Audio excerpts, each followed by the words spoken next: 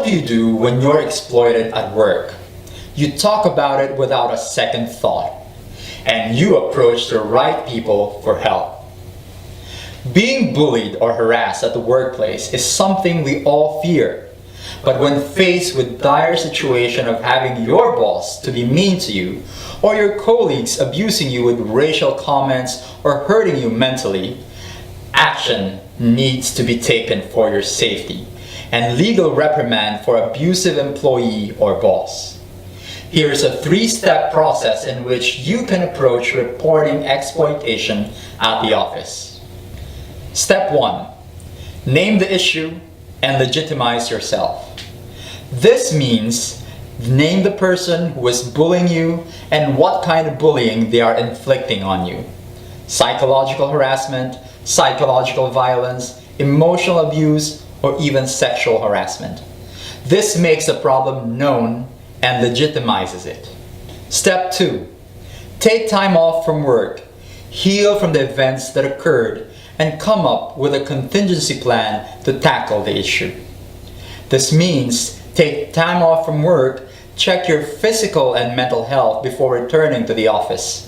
This means going to a doctor to seek help and get the right medication if it's psychological or physical, and resting up.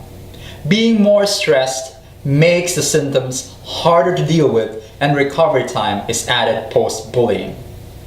Next, once recovered, study up the legal and federal options and company policies that exist. Talk to an attorney, maybe even ask for legal advice on how to proceed with the issue at hand. Look for internal policies for violations in your employee handbook and see what steps need to be taken. Step 3. Expose the bully. This means stick to the bottom line. State the hard facts and what they were.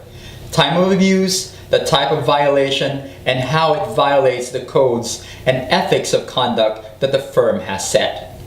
Present the data gathered, refer to step 2, to let the highest level person that you know, not your company HR, but in the hierarchy of the company, let them know about the bully's impact in the organization.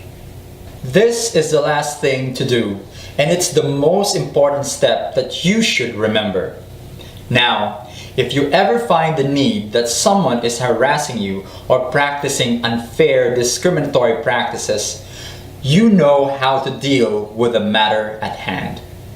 By the end of this module, you should have a clear understanding of what your rights are as an employee.